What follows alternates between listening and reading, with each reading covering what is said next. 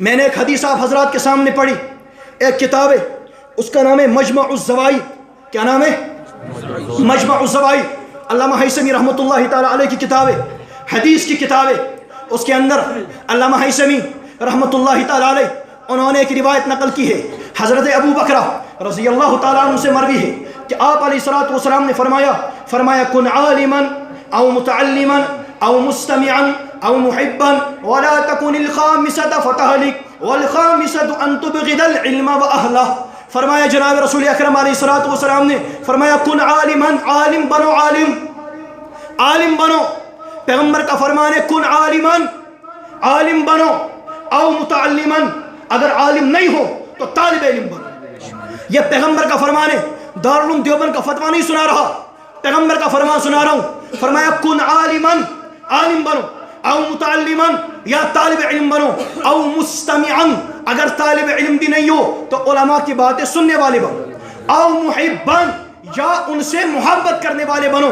یہ چار طبقے پیغمبر نے بیان فرمائے، کہا یا عالم بنو، یا طالب علم بنو، یا بات سننے والے بنو، یا محبت کرنے والے بنو۔ ان کا حکم پیغمبر علیہ الصلوۃ والسلام دے رہے ہیں۔ معلوم ہوا یہ چار طبقے کامیابی والے طبقے ہیں، کامیاب طبقے ہیں۔ اور اس کے بعد پیغمبر فرماتے ہیں وَلَا تَكُنِ الْخَامِسَةَ فَتَهْلِكَ، اور پانچویں جماعت والوں میں سے نہیں بننا، وہ پانچویں جماعت کے اندر شامل نہیں ہونا، فَتَهْلِكَ، ورنہ ہلاک ہو جاؤ گے، برباد ہو جاؤ گے، تباہ ہو جاؤ گے۔ ہم عرض کرتے ہیں یا رسول اللہ صلی اللہ علیہ وسلم، انداز خطابت میں وہ کون ہے وہ پانچواں طبقہ جو ہلاک ہونے والا ہے؟ فرمایا وَالْخَامِسَةُ أَن تُبْغِضَ الْعِلْمَ وَأَهْلَهُ، اور پانچواں طبقہ وہ ہے جو علم اور علماء کے ساتھ بغض رکھتا ہے۔ پانچ طبقے پیغمبر نے بیان فرمائے۔ ہر آدمی اپنے گریبان میں دیکھے، پریت کا انسان ترائیم پنس گریبانس نظر کہ یمن پانچن طبقن اندر کت اندر چھو شمار گژھان۔ علماء اندر چھا اگر چھو بہترین، اگر نو علماء اندر چھو طلبان اندر چھا اگر چھا بہترین، اگر نو طلبان اندر تو چھو کیا یمن بوزن وال اندر چھا اگر چھو تو بہتر، اگر نو یمن اندر تو چھو کیا محبت کرنے والی من چھا اگر تمن مان چھو تو بہتر، اگر نو تمن مان تو چھو تیل پچ تمس پنی قبر ہز آخرت فکر کر۔ پانچ طبقے پیغمبر علیہ الصلوۃ والسلام نے بیان فرمائے۔ بزرگوں، کنہوں نے وفاداری دکھائی ہے؟ کون دین کے وفادار رہے؟ اگر آج قرآن پاک پر اعتراض کرنے والا آئے گا، جو آدمی تبرہ کرتا ہے مولویوں پر، وہ بھی مولوی صاحب کے دروازے پر کھڑا ہوگا کہ آج قرآن پر اعتراض کرنے والا آیا ہے، ملا جی آئیے جواب دیجئے۔ اگر حدیث پر اعتراض کرنے والا آئے گا جو سارا دن بھونکتا ہے ملا پر، وہ بھی ملا کے دروازے پر کھڑا ہوگا، ملا جی آئیے حدیث پر اعتراض کرنے والے کو جواب دیجئے۔ بزرگوں، کون سامنے بیٹھا ہے، کون سامنے دیوار بن کر کے کھڑا ہے؟ یہ علماء ہے۔ جو لوگ ساری زندگی علماء پر زبان درازی کرتے ہیں، جب وہ مرتے ہیں نا، ان کی میت پر بھی قرآن پڑھنے کے لیے اسی مدرسے سے بچے جاتے ہیں، کیونکہ ان کے اپنے بچے اس لائق ہی نہیں ہوتے کہ وہ اس پر سورۃ فاتحہ پڑھ سکے۔ بزرگوں، کن سے لوگوں نے دشمنی مول لی اور کن کے بارے میں وہ زبان درازی کرتے ہیں؟ یہ آپ کے صحیح عقائد کے ضامن ہیں، یا آپ کے صحیح اعمال کے ضامن ہیں۔ یہ وہ لوگ ہیں جنہوں نے سچی وفاداری کی۔ اگر ختم نبوت پر ڈاکہ ڈالا گیا اور قادیان کا دجال اٹھا، مقابلہ کرنے والے کون؟ یہ مدارس کے ملا۔ اگر اصحاب پیغمبر پر زبان درازی کی گئی، مقابلہ کرنے والے کون؟ یہ مدرسے کے ملا۔ اگر امام ابو حنیفہ رحمہ اللہ تعالیٰ پر تبرہ کیا گیا تو جواب دینے والے کون؟ یہ مدرسے کے ملا۔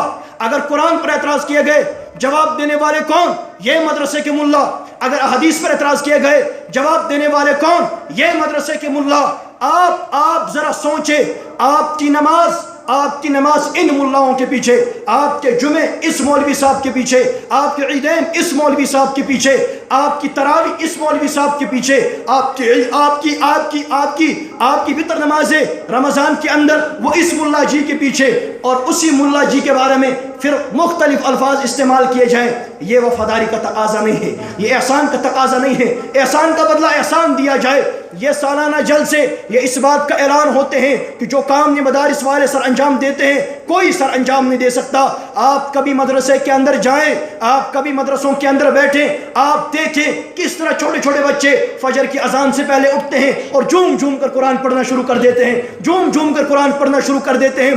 اگر کسی علاقے پر اللہ کی طرف سے عذاب بھی آنا ہو، آپ کو کیا سمجھ نہیں آتا کہ جس علاقے میں چھوٹے چھوٹے بچے صبح فجر کے بعد، فجر سے پہلے اور اذان سے پہلے اٹھ کر کے وہ قرآن پاک کی تلاوت کرتے ہوں، کیا وہ عذاب واپس نہیں لوٹ جائے گا؟ کیا وہ عذاب واپس نہیں چلا جاتا؟ کیا اس بستی پر اللہ عذاب نازل کرے گا؟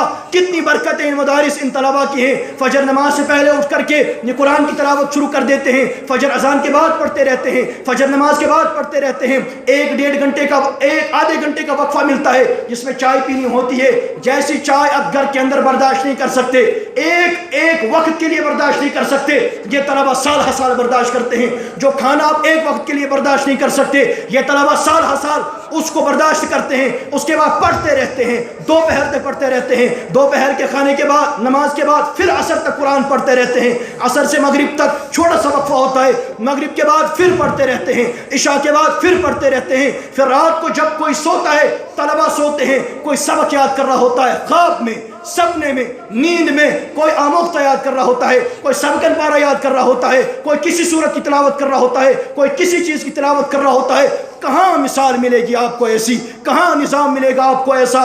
ہم نے علماء سے سنا جو پوری دنیا پھرے، انہوں نے فرمایا کہ ہم پوری دنیا پھرے ہیں، ہم پوری دنیا پھرے ہیں، جیسا مدارس کا نظام بھارت، پاکستان اور جہاں ہماری وادی کے اندر ہے، ایسا نظام کل کائنات میں کہیں پر نہیں۔